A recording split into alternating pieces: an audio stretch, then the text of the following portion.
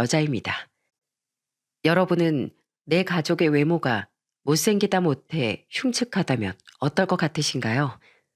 그래도 가족이니까 외모와 상관없이 따뜻하게 품어주실 수 있나요? 저의 경우 저의 내면을 바라봐주는 가족과 외모만 보고 멀리하는 가족을 모두 겪어봤답니다. 오늘 전 제 존재를 창피하는 누군가에 대해 이야기해 보려고 해요. 끝까지 잘 들어주셨으면 좋겠습니다.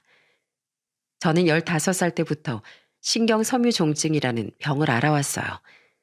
염색체에 있는 특유 유전자의 변이 때문에 나타나는 병인데 피부와 중추신경계에 이상을 일으킨다고 하더라고요. 처음엔 얼굴에 작은 종양이 하나 생겼는데 그게 점점 커지면서 어느 순간부턴 얼굴 전체에 커다란 혹이 여러 개 생겼어요. 지나가는 사람들조차도 제 얼굴을 보면 깜짝깜짝 놀라거나 징그럽다고 손가락질을 할 정도였죠.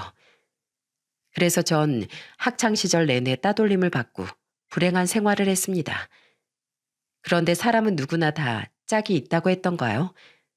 그런 저에게도 사랑으로 대해주는 사람이 있었답니다.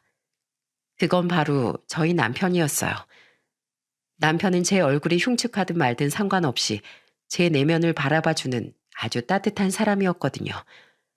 저는 그런 남편과 결혼해 아들 하나, 딸 하나를 낳았답니다.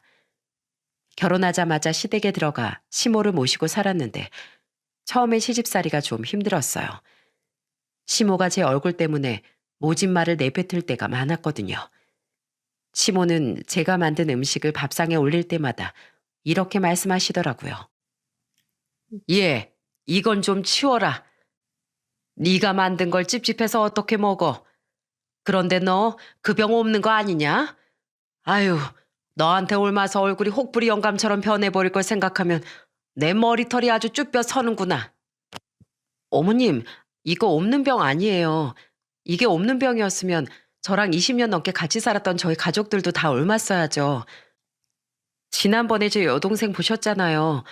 얼굴에 뭐 작은 종기라도 하나 있었나요? 그거야 재수가 좋아서 안 옮았나 보지. 너희 가족들한테는 안 옮았어도 나한테 옮을 수도 있는 거 아니냐?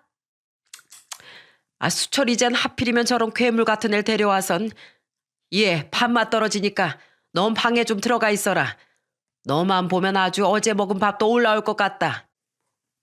그럴 때마다 남편은 저 대신 나서서 시모와 싸워주더군요. 엄마, 왜 이러세요? 말씀이 너무 심하시잖아요. 이 사람이 얼굴이 이렇게 된 게 이 사람 잘못인 줄 알아요? 안 그래도 병 때문에 여태까지 손가락질 받으면서 힘들게 살았는데 우리만큼이라도 따뜻하게 대해줄 수 있잖아요. 엄마, 여잔 얼굴보다 내면이 더 중요하다면서요. 현명한 여자를 만나라고 하셨잖아요. 이 사람이 바로 그런 여자예요. 그러니까 제발 그런 심한 말씀은 하지 말아주세요. 하지만 시모는 계속해서 절 못마땅해 하셨어요. 저도 처음엔 참았는데 날이 갈수록 심해지니까 대들 수밖에 없더군요. 하루는 시모랑 같이 밭일을 하고 있었는데 동네 분이 지나가시다 저희 밭에 들르신 거예요. 그런데 제 얼굴을 보고선 깜짝 놀라더니 시모한테 이렇게 말씀하시더군요. 어머나, 며느리 들여놓고서 보여주지도 않더니만 옆에 있는 게 며느리야? 며느리 얼굴이 왜 저래? 아유, 끔찍스러워라. 말도 마. 나도 볼 때마다 아주 깜짝깜짝 놀란다니까. 일이라도 잘하니까 데리고 있는 거지. 안 그랬으면 진작에 갖다 버렸어. 저는 그 말을 듣고 너무 화가 나 들고 있던 호미를 탁 내려놨습니다. 그리고 시모와 그 동네 분에게 이렇게 얘기했어요. 아주머니, 제 얼굴이 그렇게 끔찍하세요? 그럼 안 쳐다보시면 되잖아요. 왜 남의 얼굴을 가지고 면전에서 그런 심한 말을 하세요? 아니, 그게 아니라, 아이고 참, 젊은 색시가 참 당돌하네. 솔직히 보기에 흉측한 거 맞잖아. 사람이 생각하는 대로 말도 못해? 아무리 그렇게 생각했어도 말할 땐 상대방 기분도 고려를 해주셔야죠. 제가 얼굴이 이런 것뿐이지 귀까지 안 들리는 줄 아세요? 동네 분들이 저 볼 때마다 수근거리는 거 저 다 들려요. 그리고 어머님, 일 못하면 갖다 버리겠다고요? 제가 이 집에 종으로 들어온 건가요? 저 이 집 며느리예요. 아무리 보기 싫으셔도 아드님 마누라고 어머님 며느리라고요. 어머, 아이 애가 시애미 앞에서 웬 큰 소리야? 너 소박 맞고 싶어서 환장했니? 아기같이 못생긴 걸 며느리 삼아줬으면 고마운 줄 알아야지. 어디서 따박따박 눈 크게 뜨고 말대꾸야? 너 이딴 식으로 할 거면 우리 집에서 나가라. 내가 내 아들한테 얘기해서 당장 이혼하라고 할 테니까 나가라고. 그럼 한번 말씀해 보세요. 과연 그이가 저랑 이혼한다고 할지 저도 궁금하네요. 그리고 그날 집으로 돌아간 시모는 가족들을 다 앉혀놓고 저 같은 며느리 필요 없다고 선언을 하시더군요. 하지만 남편과 시동생, 시누이들은 전부 다 제 편을 들었어요. 엄마, 이 사람 제 아내예요. 엄마가 아무리 싫어도 내가 사랑하는 사람이라고요. 내가 이 사람 얼굴 가지고 심한 말 하지 말라고 했죠. 도대체 왜 그러는 거예요? 그래, 엄마. 올케 언니한테 너무 심한 거 아니야? 솔직히 나도 예전부터 엄마가 너무한다고 생각하긴 했어. 그리고 사람 얼굴 가지고 그렇게 무시하고 막말하는 거 아니야. 솔직히 엄마도 그렇게 예쁜 얼굴 아니잖아. 내가 보기엔 엄마보다 올케 언니가 더 예쁜데? 그리고 엄만 올케 언니가 우리 집에 얼마나 잘하는지 알면서 어떻게 그런 말을 해? 엄마가 지금 배가 불러서 그래. 우리 형수님 같은 며느리가 세상에 어디 있다고. 새벽 일찍 일어나 아침밥 준비하지. 아침상 무르자마자 밭에 나가서 밭일하지. 우리 엄마의 그 모진 잔소리를 다 견뎌가면서도 시어머니라고 이부자리까지 봐드리잖아. 또 우린 얼마나 잘 챙겨주셔. 시동생이랑 시누이 뜨신 밥 먹이겠다고 불 앞에서 맨날 혼자 고생하시는데 이런 며느리가 어디 흔한 줄 알아? 게다가 눈에 넣어도 안 아픈 손줄 둘이나 낳아주셨잖아. 솔직히 엄마 성격 자식인 우리도 감당하기 힘든데 형수님은 얼마나 힘드시겠어? 엄마, 그러니까 제발 형수님 좀 괴롭히지 마요. 그러다가 형수님이 못 살겠다고 나가면 엄마만 더 힘든 거라고요. 그러자 시모는 얼굴이 울그락불그락해져선 화를 내더군요. 이것들이 지 애밀 놔두고 누구 편을 들어? 애미 너, 도대체 내 자식들을 어떻게 구워 삶은 거야? 뭔 짓을 했길래 하나도 아니고 여섯이나 널 싸고 도냐고. 어머님, 제가 뭔 짓을 했다고 그러세요? 전 그냥 한 집안의 며느리로서 할 일을 했을 뿐이에요. 그런데도 제 얼굴이 마음에 안 든다고 구박하시는 건 어머니시고요. 저요, 어머님이랑 잘 지내고 싶어요. 아버님도 일찍 돌아가시고 혼자 계신데 자식들까지 외면하길 바라세요? 그러니까 어머님, 더 이상 저한테 나쁜 말 하지 마시고 우리 잘 지내봐요. 고부간에 잘 지내서 나쁠 거 없잖아요. 그 후 시모는 예전보다는 조금 누그러지더군요. 아마 집안에 본인 편이 없다고 생각해서 더 큰 소리를 못 내신 거겠죠. 저는 못된 시어머니지만 그래도 도리는 하자는 생각에 시모를 열심히 모셨습니다.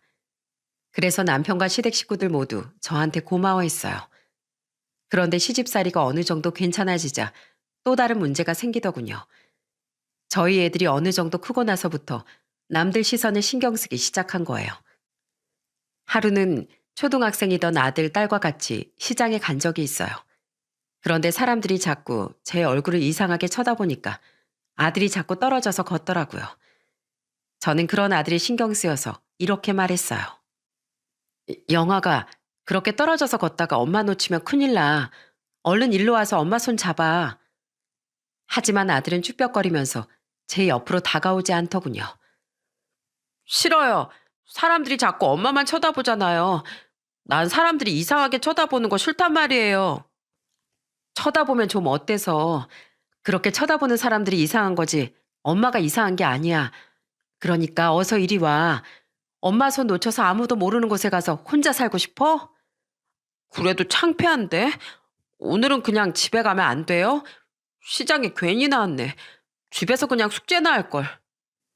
저를 창피하는 아들의 모습에 한숨이 푹푹 나오던 그때 갑자기 동네 꼬마아이가 불쑥 나타나 저에게 돌을 던졌습니다. 못생긴 괴물이다.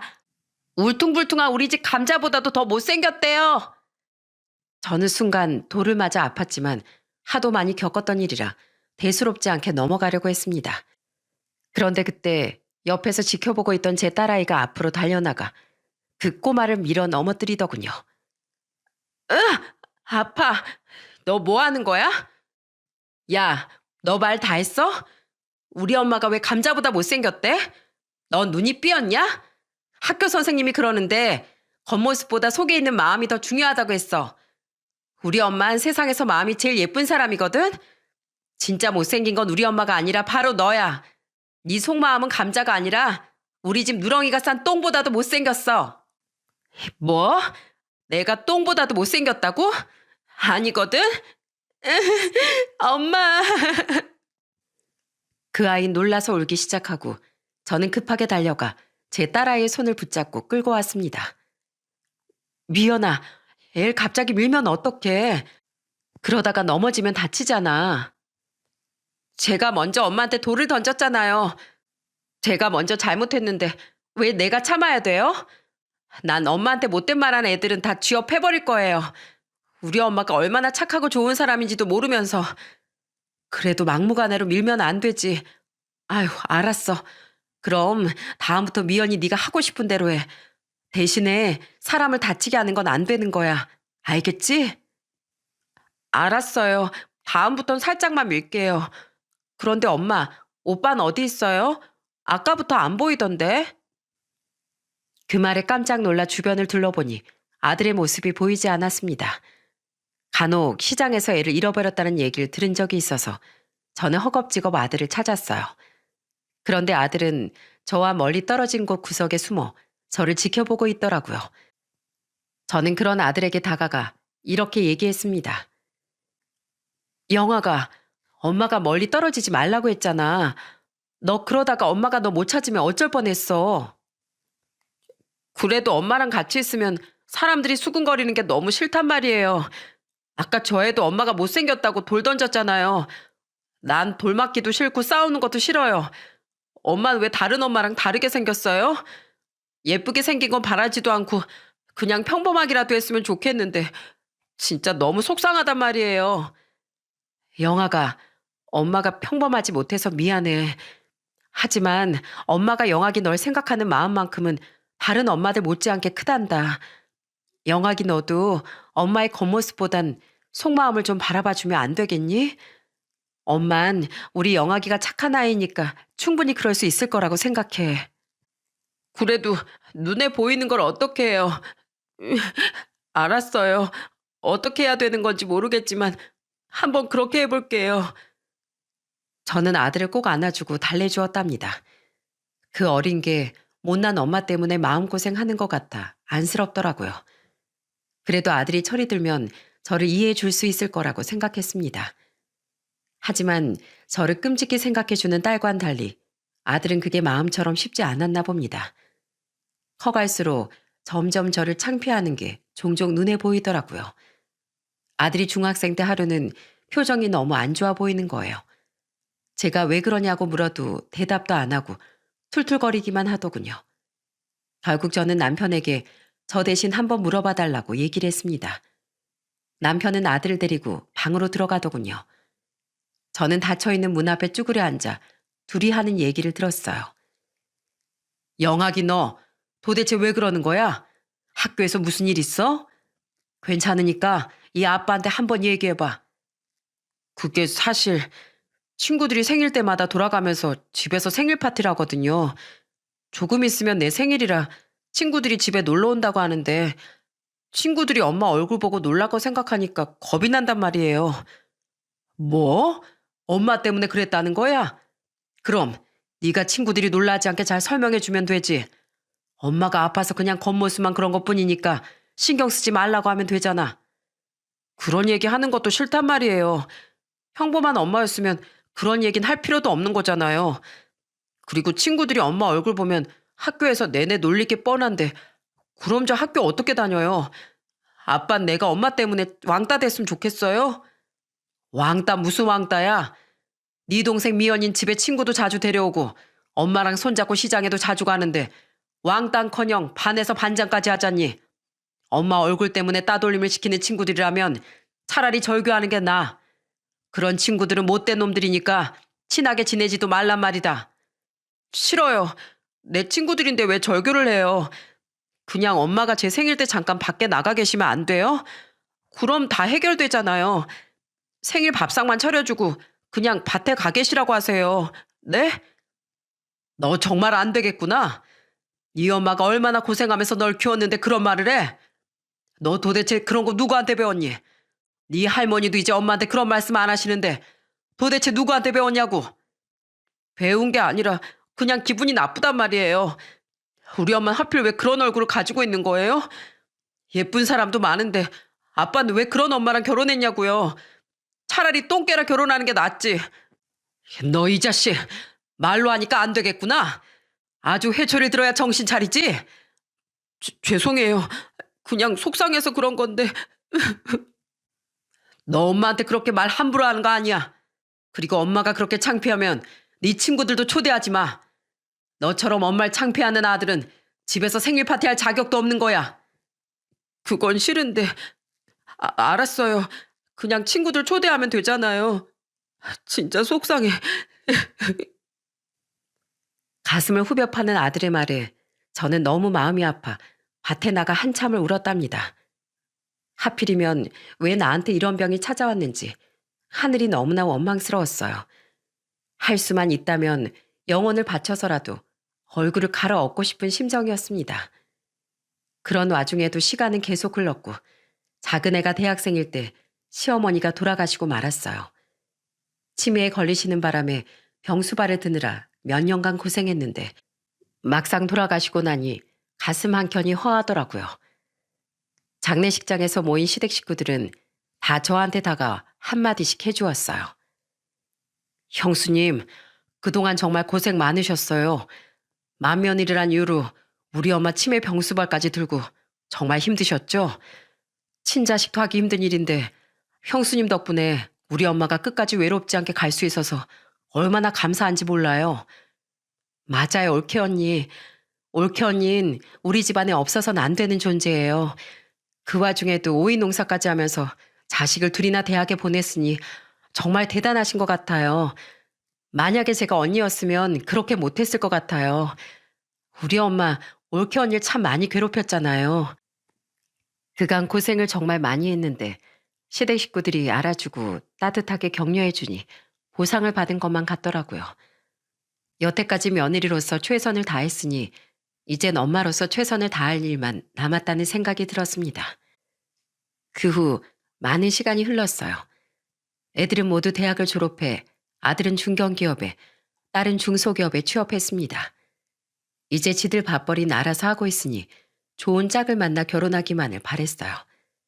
그런데 30대 초반에 결혼해 가정을 꾸린 딸과는 달리 아들은 번번이 만나던 여자들한테 차이면서 노총각 신세가 되었답니다.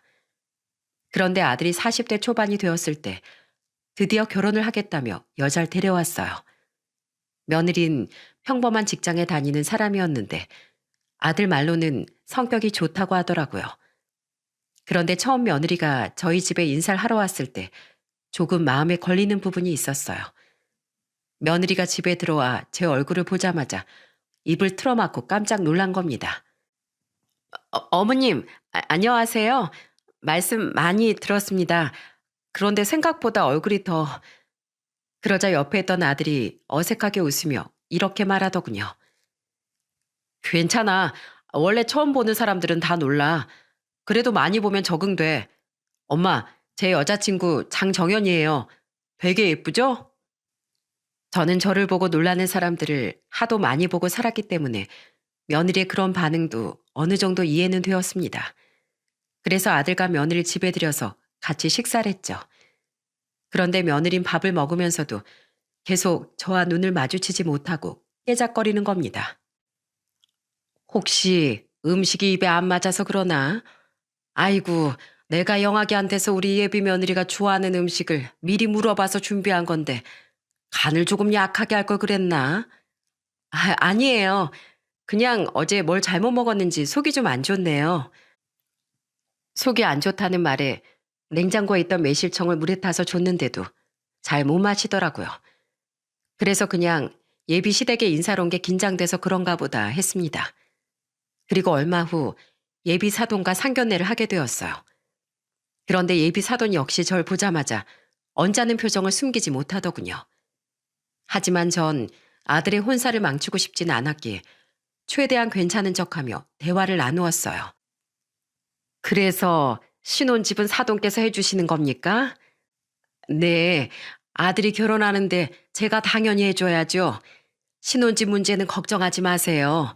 이미 봐둔 데가 있고 애들도 마음에 들어하니 괜찮을 겁니다. 평수도 꽤 넓어서 나중에 아이 낳고 살기에도 좋을 거고요. 그럼 우리가 혼수만 채우면 되겠네요. 제 딸이 40 넘은 남자랑 결혼한다고 해서 걱정했는데 그래도 집은 해주신다고 하니 마음이 놓이네요. 사실 저희 아들이 직장 생활을 오래 하긴 했지만 모아둔 돈이 많지 않아 신혼집을 마련하기가 어려웠거든요. 그래서 전 오이 농사를 하며 벌었던 전 재산을 털어 아들 집을 마련해 주기로 했던 겁니다. 아직 기존 세입자가 살고 있어 결혼식이 끝난 후 3일 뒤에나 들어갈 수 있지만 그래도 애들이 넓은 집에서 편하게 살 수 있다고 생각하니 부모로서 할 일은 한 것 같아 뿌듯하더군요. 그런데 문제는 상견례가 끝난 후 발생했습니다. 결혼 준비가 순조롭게 진행되고 결혼식이 일주일밖에 안 남았는데 갑자기 아들이 집에 찾아와 저한테 충격적인 말을 하는 거예요. 엄마, 이런 말하기 죄송한데 제 결혼식 때 혼주석에 앉지 말아주세요. 아니, 그냥 결혼식에 오지 말아주세요. 저는 순간 제가 뭘 잘못 들은 줄 알았습니다. 엄마인 저보고 혼주석에 앉지 말라는 것도 황당한데 결혼식에 오지 말라뇨. 저는 너무 황당해서 아들에게 이렇게 물었습니다. 그게 무슨 소리야? 결혼식에 오지 말라니. 내가 내 아들 결혼식에 왜 안 가? 그냥 그렇게 해주세요. 정현 씨가 엄마 얼굴 무서워서 싫대요. 그런 중요한 날 불편하게 웨딩드레스까지 입고 안 그래도 잔뜩 긴장하고 있을 텐데 엄마가 떡하니 앞에 앉아 있으면 기분 나쁘고 결혼식 망칠 것 같아서 싫대요. 그러니까 그냥 그날은 집에서 쉬시다가 나중에 결혼식 영상 찍은 거 보시면 되잖아요. 그러자 옆에 있던 남편도 화가 나서 한마디 했습니다. 너 그게 무슨 말 같지도 않은 소리야. 설사 예비 며느리가 그렇게 말했다고 쳐도 네가 따끔하게 얘기하고 혼냈어야지. 어떻게 걔 말 한마디에 네 엄마 아들 결혼식에도 참석 못하게 하냐. 네가 그러고도 자식이야? 그럼 어떡해요. 엄마가 결혼식장에 오면 결혼 안 한다잖아요. 엄마 아빤 제가 평생 혼자 늙어 죽었으면 좋겠어요? 저 벌써 나이가 40도 넘었다고요. 이번에 결혼 못하면 영영 노총각 딱지 못 될 수도 있어요. 그러니까 이번 한 번만 이해해 주세요. 솔직히 저번에 상견례 끝나고 나서 예비 장모님이랑 장인어른도 엄마 때문에 찝찝하다고 계속 말씀하셨단 말이에요. 그날도 엄마 때문에 속이 안 좋아서 그 비싼 한정식 음식도 겨우겨우 씹어 넘겼는데 결혼식장에서까지 엄마 모습 보고 싶지 않대요. 결혼식장에 저희 예비 처가 손님들도 많이 오신단 말이에요. 굳이 그런 데서 엄마 얼굴 보여서 나쁜 이미지 심어줄 필요 있어요? 안 그래도 늦장가 가는데 굳이 아들이 미운 털 바뀌었으면 좋겠냐고요. 영악이 너 지금 말 다 했냐? 정말 방금 말한 게 네 진심이야? 네 엄마가 널 위해서 얼마나 희생하고 고생하면서 살았는데 엄마 얼굴이 창피하다고 이딴 대접을 해? 예비 사돈이 그런 식으로 나왔으면 결혼을 엎었어야지. 넌 네 엄마가 그런 취급받는 것보다 그 야가 빠진 계집애 하나 붙잡는 게 더 중요한 게냐? 어쩔 수 없잖아요. 이건 제 인생이 달린 문제라고요. 어릴 때부터 엄마 때문에 손가락질 받는 것도 너무 싫었는데 왜 자식 앞길을 끝까지 방해하려고 하세요? 저는 바락바락 소리를 지르는 아들의 모습에 가슴이 쿵 내려앉는 느낌이 들었습니다. 제 속으로 낳은 아들이 어떻게 저한테 이럴 수 있을까 하는 생각이 들었어요. 저는 부들부들 떨리는 입으로 아들에게 이렇게 말했습니다. 그래, 내가 네 인생에 방해되는 존재다 이거지? 내가 너의 정신머리를 어떻게든 고쳐보려고 수도 없이 노력했는데 도저히 안 되겠구나. 나 때문에 손가락질 받아서 싫었다고? 나 때문에 결혼을 못할 수도 있다고? 그럼 네 동생 미연인, 네가 공부에만 매진할 동안 미연이 네 엄마를 도와서 밭에서 호미질도 하고 집안일도 나서서 하던 애야. 엄마가 할머니 병수발 들 때도 엄마 힘들까봐 옆에서 뭐라도 힘이 돼주려고 했던 애라고. 그런 미연인 이 엄마를 창피해하긴커녕 결혼할 남자한테도 자랑스럽게 보여주고 날 창피하지 않는 사이랑 결혼해서 잘 살고 있잖니. 그런데 뭐가 어쩌고 어째? 어떻게 같은 배에서 나온 자식이 이렇게 달라? 진짜 문제는 내 얼굴이 아니라 썩어 빠진 네 정신머리랑 네 예비 마누라 인성이야.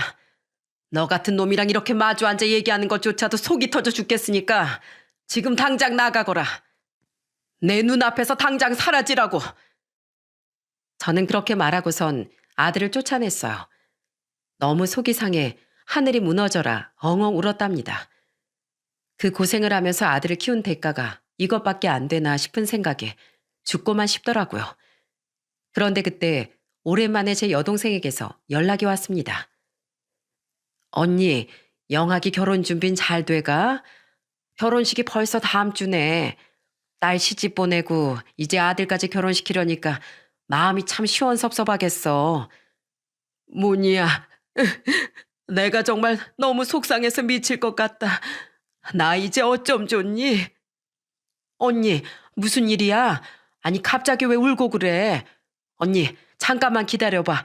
내가 언니 집으로 갈게. 잠시 후 여동생이 제 집으로 왔고 저는 오늘 있었던 일을 동생에게 다 얘기해 주었습니다. 그러자 동생은 불같이 화를 내더군요. 말도 안 돼. 영학이 그 자식이 언니한테 진짜 그랬단 말이야? 아무리 여자한테 미쳐도 그렇지. 어떻게 지 엄마한테 그런 짓을 해? 언니, 그런 놈은 자식도 아니야. 이제 자식이라고 생각하지도 마. 내가 전생에 무슨 죄를 지었길래 이런 일을 당해야 하는지. 문희야, 너도 알지? 내가 이 얼굴로 살면서 얼마나 힘들었는지. 얼굴에 종기가 하나씩 생기면서부터 동네 사람들이 나만 보면 괴물이라고 놀리고 욕했잖아. 게다가 우리 엄마 보고 얼마나 부정한 짓을 했으면 괴물 자식을 낳았냐면서 입에 담기도 힘든 말들을 짓거렸지.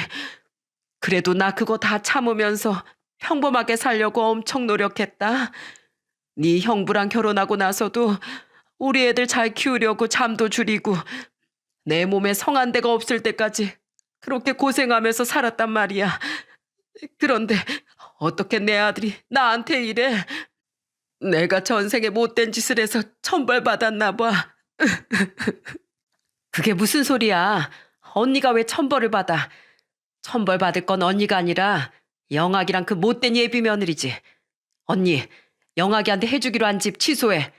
어차피 계약금만 걸어놨잖아. 그 계약금도 그냥 내가 돌려줄게. 저는 동생의 말을 듣고 깜짝 놀랐습니다. 사실 제가 아들에게 해주기로 했던 집은 여동생 명의의 아파트였는데 계약금 10%만 걸어놓고 기존 세입자가 나가면 잔금을 치르기로 되어 있었거든요. 그런데 여동생은 계약금을 돌려줄 테니 그 집을 취소하라는 겁니다. 뭐라고? 계약금이 한두 푼도 아닌데 그걸 돌려주겠다고? 아유, 아니야. 취소하는 건 취소하는 거고 계약금은 넣었어. 괜히 내가 영학이한테 집 해준다고 계약금까지 걸어놔서 다른 세입자 구하려면 한참 걸릴 텐데 너한테까지 손해보게 할 수는 없잖아. 언니, 지금 누가 누굴 걱정해? 언니 나 돈 많은 거 몰라? 세입자 천천히 구해도 나 먹고 사는데 아무 지장도 없어. 그리고 그 집이 위치가 좋아서 금방 나갈 거야. 그러니까 계약금 도로 가져가고 그 집 취소해. 지 엄마가 평생 농사일하면서 모은 돈으로 집까지 해주는구만. 고마운 줄도 모르는 이 영학이 그 자식은 아주 길바닥에 나 앉아봐야 돼. 결국 저는 동생의 말에 따라 계약금을 돌려받고 그 집의 계약을 취소해버렸습니다. 그리고 아들에게 날리지도 않았죠. 절 엄마로 생각하지 않는 아들한테 집까지 해줄 필요는 없잖아요. 사실 저는 너무 기분이 나빠서 아들의 결혼식에 가지 않으려고 했어요. 그런데 이 모든 사실을 알게 된 제 딸이 이렇게 얘기하더군요. 엄마, 결혼식에 무조건 가요. 당연히 엄마가 혼주석에 앉아야 되는 건데 왜 오빠 말만 듣고 안 가야 되는데요? 엄마 안 가면 나도 안 갈 거예요. 그리고 아빠도 엄마 없이는 안 간다고 했다고요. 그러니까 당당하게 가서 혼주석에 앉으라 말이에요. 뭐가 무섭다고 엄마가 피해요? 결국 일주일이 지나 결혼식 당일 저는 결혼식장으로 향했습니다. 식이 이미 시작되고 신랑 신부 입장까지 마쳤을 때 당당하게 앞쪽으로 걸어나갔어요. 그러자 하객으로 모든 사람들이 절 쳐다보고 아들과 며느리 그리고 사돈까지 사색이 되어 놀라더군요. 엄마, 여기 도대체 왜 왔어요? 내가 오지 말라고 했잖아요. 뭐야, 저 인간이 여길 왜 왔어? 자네, 이 결혼식에 자네 어머니 오지 못하게 하라고 내가 말하지 않았나? 이게 도대체 무슨 창피야? 사람들이 이렇게 많은데 저 징그러운 얼굴을 어떻게 보여줄 수가 있냐고. 아, 진짜 짜증나. 영학씨, 당신 엄마 당장 끌어내. 내가 제발 내 결혼식 망치지 말아달라고 했잖아. 이따가 가족끼리 사진도 찍어야 되는데 저런 역겨운 얼굴이랑 어떻게 사진을 같이 찍냔 말이야. 사람들이 웅성거리기 시작하고 저는 아들과 며느리 앞에 떡하니 서서 이렇게 말했습니다. 내 아들 결혼식인데 내가 왜 못 와? 난 이 결혼식에 올 권리가 차고 넘치게 있는 사람이야. 에이씨, 엄마, 도대체 왜 그래요? 딱 오늘 하루만 참아주면 되잖아요.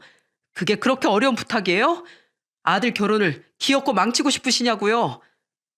그런데 그때 제 여동생이 앞으로 성큼성큼 걸어 나와 아들에게 이렇게 소리치더군요. 야, 네가 우리 언니 보고 창피하니까 결혼식 오지 말라고 했다면서? 네가 그러고도 사람이야? 어떻게 그 고생을 하면서 질 키워준 엄마를 창피하다는 이유로 결혼식에 오지도 못하게 해?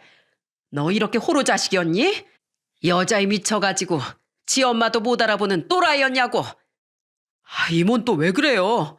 아우, 진짜 왜 다들 내 결혼식에 와서 이 난리를 치는 건데요? 그냥 좀 조용히 넘어가면 안 돼요? 조용히 넘어가? 그럼 네가 그딴 쓰레기 짓을 하지 말았어야지. 우리 언니가 아파서 얼굴이 이렇게 됐어도 널 낳아주고 키워준 엄마야. 하다못해 짐승들도 지혜미나 알아보는데 넌 짐승보다도 못한 놈이구나. 우리 언니가 너 같은 놈 키우느라 그동안 고생한 거 생각하면 내가 열을 밤낮을 울어도 모자라. 그런데 넌 네 엄마한테 창피하다느니 역겹다느니 하는 저놈의 집구석이랑 기어코 엮이고 싶다 이거지? 네 엄마 가슴에 대못을 박아놓고 저 기집애한테 휘둘리겠다 이거지? 휘둘리게 누가 휘둘린다고 그래요? 그냥 그런 의견이 있으니까 받아준 것뿐이라고요. 결혼하는데 그 정도는 이해해 줄 수 있잖아요. 이해? 이해라는 것도 정도가 있는 거야. 남의 엄마한테 함부로 이야기하는 저놈의 집구석 인간들이랑 넌 그 어떤 성인군자가 와도 이해 못하는 쓰레기 중에 쓰레기야. 너 이거 아주 우리 집안 망신시키는 일이라고. 그러자 이 모든 걸 듣고 있던 저희 친척들이 나서더군요. 특히 시동생과 시누이들이 벌떡 일어나 아들에게 손가락질까지 했어요. 너 이 자식, 네가 감히 네 엄마한테 그런 짓을 해? 너희 엄마가 우리 집에 시집 와서 얼마나 고생하셨는데 이 세상에서 제일 천사 같은 사람을 고르라고 하면 그게 바로 너희 엄마야. 그래, 이 개만도 못한 호로 자식아. 우리 올케 언니가 너 때문에 피눈물 흘렸을 거 생각하면 내 아주 가슴이 찢어진다 찢어져. 그 어린 걸 얻고서 반일까지 했던 올케 언니인데 어떻게 나도 저런 짐승보다 못한 자식을 낳았을까? 네가 이렇게 클 줄 알았으면 차라리 내가 올케 언니 몰래 널 어디 갖다 버리고 그랬다. 어차피 개처럼 자랄 거 들깨랑 같이 크라고 숲에다가 확 버릴 거 그랬다고. 아, 진짜 다들 왜 이래요? 지금 내 결혼식이에요. 아무리 무식해도 그렇지 어떻게 이렇게 많은 사람들이 모여있는 자리에서 이 난리를 쳐요? 그러자 옆에서 바득바득 이를 갈고 있던 제 딸아이가 성큼성큼 걸어가 아들의 뺨을 세게 후려치더군요. 야, 네가 말할 때마다 그 입에서 썩은 내가 진동하니까 제발 조용히 해. 너 같은 건 이제 내 오빠도 아니야. 그동안 은근슬쩍 엄마 무시하고 창피하는 거 내가 다 참았는데 이젠 도저히 못 참아. 엄마, 가요. 저딴 인간 결혼하든지 말든지 신경 쓰지 말고 집에 가자고요. 그래, 여보. 나도 저딴 자식은 내 아들로 생각하지 않을 거야. 지 엄마를 괴물 취급하는 저 집안에 장가 가서 알아서 잘 살아보라지. 여보, 얼른 가자. 여기서 시간 낭비하는 것도 아까워. 저는 남편과 딸을 따라 결혼식장을 빠져나가기 전 아들에게 마지막으로 한마디 했습니다. 그래, 네가 그렇게 원한다니 네 엄마 자리에서 빠져주마. 다시 나한테 도움받을 생각도 하지 말고 엄마라고 부를 생각도 하지 말거라. 결국 저는 그 자리를 빠져나왔고 쫓아나온 친척들에게 정말 많은 위로를 받았어요. 다들 어떻게 저런 호로 자식을 키웠냐고, 또 하필이면 저런 인간 말종 같은 집구석이랑 엮였냐면서 욕을 해주더라고요. 저는 그런 친척들에게 여기까지 시간 내서 먼 길 와줬는데 이런 모습 보여드려서 죄송하다고 사과를 했답니다. 결국 대부분의 하객이 결혼식장을 빠져나왔어요. 사돈 쪽 가족들이랑 아들이랑 며느리의 지인 몇 명만 남기고 결혼식을 진행하는 것 같더군요. 저는 그러던지 말던지 집으로 돌아왔습니다. 그리고 3일 후 아들한테서 연락이 왔어요. 아들은 다짜고짜 저한테 화를 내더군요. 엄마, 이게 도대체 어떻게 된 일이에요? 집 계약이 취소됐다뇨? 지금 소파며 뭐며 오늘 다 배달 오기로 했는데 집에 들어갈 수가 없잖아요. 넌 참 뻔뻔하구나. 나보고 창피하다면서 결혼식에도 오지 말라고 하더니만 집은 해주길 바라는 게냐? 넌 내가 말했지? 네 엄마 자리에서 빠져주겠다고. 넌 더 이상 내 아들도 아닌데 내가 왜 네 신혼집을 해줘야 돼? 아이씨, 그래도 이건 아니죠. 신혼집은 예전부터 해주기로 한 거잖아요. 그럼 이 가구랑 가전제품들은 다 어떡해요? 에어컨이랑 이것저것 설치한다고 설치 기사들도 다 불렀는데 돈만 주고 보내게 생겼잖아요. 그리고 이미 결혼까지 했는데 집 없이 어떻게 살라고요? 그건 내 알 바 아니다. 네가 택한 결혼이니 네가 알아서 해. 아니면 그렇게 잘난 네 처가에 한번 얘기해 보던가. 그건 안 되죠. 엄마가 집 해주는 대신 처가에서 혼수해 주기로 한 거잖아요. 그냥 이번 한 번만 넘어가면 안 돼요? 지금 배송원 가구들이 복도에 꽉 막고 있어서 같은 층 사람들이 항의하고 난리 났단 말이에요. 신혼집 입주하는 것 때문에 일부러 신혼여행도 늦춰서 가는 건데 엄마 진짜 너무하는 거 아니에요? 너무한 건 네가 너무한 거겠지. 아무튼 난 너랑 더 이상 할 말 없으니까 전화 끊어. 엄마가 정 안 된다고 하면 내가 이모한테 전화해서라도 따질 거예요. 계약까지 다 해놓고 이러는 게 어딨어요? 그래, 따지고 싶으면 어디 따져봐. 네 이모가 잘도 네 편을 들어주겠다. 욕 처먹고 싶으면 한번 전화해보라고. 진짜 미치겠네. 엄마, 나 진짜 돌아버리는 꼴 보고 싶어요? 왜 아들 앞길을 이렇게 막냐고요? 누가 아들이야? 다시 한번 말하지만 넌 이제 내 아들 아니야. 어차피 남남인데 네 앞길이 어떻게 되든 말든 나랑 무슨 상관이야? 그러니까 시끄럽게 하지 말고 전화 끊어. 너랑은 1분 1초도 얘기하고 싶지 않으니까. 결국 저는 전화를 끊었고 아들한테서 여러 번 더 전화가 왔지만 받지 않았습니다. 아들은 어쩔 수 없이 남편과 딸에게 전화해서 하소연을 하나 본데 다들 아들을 용서해주지 않았어요. 결국 아들은 오갈 데가 없어져 작은 투룸을 하나 급하게 구한 것 같더군요.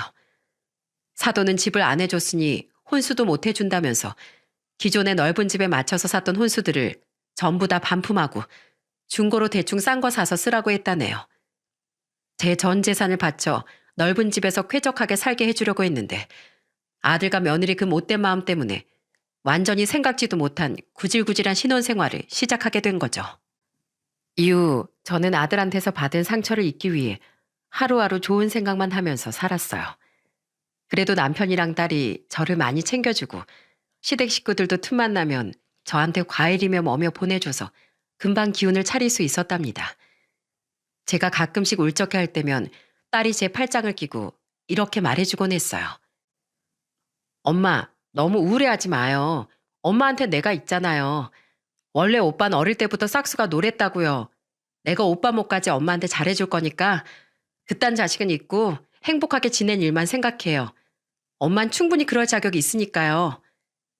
그렇게 아들과 절연하고 지낸 지도 1년 가까이 됐습니다. 그런데 어느 날 밭에서 일을 하고 집에 들어갔는데 아들이 집에 와 있는 거예요. 제가 당장 나가라고 소리치자 무릎을 꿇고 이렇게 말하더군요. 엄마, 잘못했어요. 다 제 잘못이에요. 저 다시는 안 그럴게요. 앞으로는 절대로 엄마가 창피하다는 얘기도 안 할 거고 남들이 그런 얘기를 하면 쫓아가서 욕이라도 한 바가지 부어줄 거예요. 그러니까 제발 용서해 주세요. 네? 누가 네 엄마야? 당장 안 나가? 그 잘난 네 처가에나 가서 살라고. 엄마, 저 그 사람이랑 이혼했어요. 제가 너무 결혼이 급해서 인성이 올바르지도 못한 사람이랑 너무 성급하게 결혼을 결정했나 봐요. 결혼하고 나서도 맨날 싸우기만 하고 틈만 나면 절 무시하고 욕하고 게다가 장모님이랑 장인어른도 절 어찌나 구박하시는지 그래도 어떻게든 참아보려고 했었는데 오히려 그 사람이 저랑 못 살겠다고 이혼하자고 하더라고요. 저같이 가진 거 없는 놈이랑은 한시도 같이 살고 싶지 않대요. 엄마, 저 이제 완전히 혼자예요. 엄마까지 절 버리면 고아나 마찬가지라고요. 참나, 결혼한 지 1년도 안 됐는데 벌써 이혼을 해? 엄마까지 버리고 그 난리를 치길래 얼마나 대단한 사람인가 했더니 별거 아니었나 보구나. 그런데 너 이렇게 울고 빌어봤자 소용없어. 네가 지금 흘리는 그 눈물, 거짓으로 가득 찬 악어의 눈물인 거 내가 모를 줄 알아? 마누라한테 버림받고 돈 떨어져서 갈 데 없으니까 나한테 찾아온 거잖아. 왜? 내가 너한테 사주려고 했던 그 집이 아직도 탐나디? 욕심내지 마. 너한테 집 사주려고 했던 돈 내 노후 자금으로 쓸 거고 남으면 네 동생 미연이한테 다 물려줄 거니까. 그러니까 추잡하게 여기서 이러지 말고 당장 나가. 당장 나가라고. 저는 아들을 억지로 집 밖으로 쫓아냈습니다. 그리고 빗자루를 들고 설치며 아예 집 근처에 얼씬도 못하게 했어요. 결국 아들은 눈물바람으로 자리를 떠나더군요. 그 이후 저는 계속 아들을 안 보고 살았어요. 아들은 어떻게든 용서를 받고 싶은지 저한테 종종 문자를 보내더군요. 엄마, 식사는 하셨어요? 요즘 날씨가 쌀쌀한데 감기는 안 걸리셨고요. 진작에 엄마를 많이 신경 썼어야 하는데 그러지 못한 게 너무 후회되네요. 효도를 해도 모자랄 판에 불효만 잔뜩 했으니. 엄마, 저 지금 출장 가는 중인데 창밖으로 보이는 풍경이 우리 집이랑 비슷해서 마음이 헛헛하네요. 예전엔 시골에 사는 게 창피할 때도 있었는데 지금은 너무 그리워서 미칠 것 같아요. 언젠간 저도 다시 그 집에 가서 엄마랑 도란도란 밥도 먹고 반일도 도와주고 할 수 있을까요? 언제가 될지 모르겠지만 꼭 그런 날이 왔으면 좋겠네요. 엄마, 얼마 전에 생신이셨죠? 생신 핑계로 찾아뵐까 말까 엄청 고민했는데 엄마가 제 얼굴 보면 괜히 좋은 날에 기분만 상하실까 봐 가보지도 못했네요. 제가 이렇게 용기가 없는 놈이에요. 엄마, 그래도 저 계속 반성하고 있어요. 엄마가 끝까지 저를 안 받아주실 수도 있지만 그래도 저 계속 노력해 보려고요. 엄마, 너무 보고 싶어요. 저는 그 문자를 볼 때마다 가슴이 아려왔지만 답장은 한 번도 하지 않았습니다. 아직은 아들을 용서해 줄 수가 없었거든요. 벌써 아들을 안 보고 산 지도 1년 7개월이 지났지만 제가 받은 상처가 너무 커서 그걸 치유하기엔 더 많은 시간이 필요할 것 같아요. 그래서 전 어떻게든 씩씩하게 남은 여생을 보내려고 노력하고 있답니다. 그리고 전 앞으로 더 행복하게 살기 위해 몇 달 전에 큰 결심을 했어요. 드디어 제 얼굴을 뒤덮고 있는 혹들을 수술하기로 했거든요. 수술비도 만만치 않고 부작용도 있을 수 있는 큰 수술이었지만 여태까지 힘들었던 그 세월들을 보상받는 의미에서 용기 내봤습니다. 그런데 제가 수술을 받는다고 하자 딸이 제게 수술비를 턱하니 건네더군요. 저는 너무 놀라 딸에게 물었어요. 미연아, 이게 뭐니? 나 이 돈 필요 없어. 너도 애들 키우느라 앞으로 돈 많이 들어갈 텐데 이걸 도대체 왜 나한테 주는 거야? 엄마, 그냥 받아주면 안 돼요? 엄마 수술비로 보태고 싶단 말이에요. 엄마 그동안 고생도 진짜 많이 하고 날 이렇게 바르게 잘 키워줬는데 내가 당연히 이 정도는 해야죠. 아니야, 그럴 필요 없어. 난 엄마로서 당연히 해야 할 일을 한 것뿐이야. 그리고 나 돈 있어 얘. 네 오빠 집 해주려고 했던 돈이면 수술 충분히 받고도 남아. 그러니까 이건 도로 가져가. 난 네가 이 엄마를 생각해주는 그 마음 하나로도 충분해. 결국 저는 딸에게 그 돈을 돌려줬고 딸은 엄마한테 더 잘해주지 못해 미안하다며 울더군요. 여태까지 충분히 잘해줬는데 뭘 더 잘해준다는 건지. 정말 제 딸이지만 세상에서 가장 효녀인 것 같아요. 딸은 제가 수술대에 들어가기 전까지 제 손을 꼭 잡아주더라고요. 이후 수술은 성공적으로 끝났습니다. 회복하려면 한참 걸리지만 얼굴에 나있던 그 혹들이 없어졌다는 사실이 믿어지질 않더라고요. 얼굴을 뒤덮고 있던 그 울퉁불퉁한 혹들이 70%나 사라지니까 하늘을 날아갈 것처럼 얼굴이 가벼워졌어요. 회복을 다 하고 나서도 흉터 때문에 남들처럼 예쁜 얼굴은 가질 수 없겠지만 그래도 전 그걸로 충분히 만족한답니다. 수술로 없애버린 그 혹들과 함께 제 인생의 고난과 상처들도 다 하늘에 날려버렸거든요. 탈무드의 명언 중에 이런 말이 있다네요. 항아리를 보지 말고 그 안에 든 것을 보아라. 사람의 겉모습만으로 판단하지 말고 그 내면을 보라는 말인데요. 흉측한 외모로 평생을 살아온 저에겐 정말 가슴에 와닿는 명언이랍니다. 저 말고도 이런저런 이유로 남들이 눈살을 찌푸릴 만한 외모를 가지신 분들이 있을 거예요. 혹시라도 주변에 그런 사람이 있다면 겉모습만 보고 멀리하기보단 그 사람의 내면에 어떤 모습이 있는지 유심히 바라봐 주셨으면 좋겠습니다. 혹시 알아요? 그 안에 아주 아름다운 다이아몬드가 있을 수도 있잖아요. 여러분, 제 이야기는 여기에서 마칠게요. 전 앞으로 남은 여생을 행복하게 살아갈 생각이니 여러분들도 앞으로 일상에 따뜻한 햇살만 가득하시길 바라겠습니다. 제 이야기를 들어주셔서 정말 감사합니다.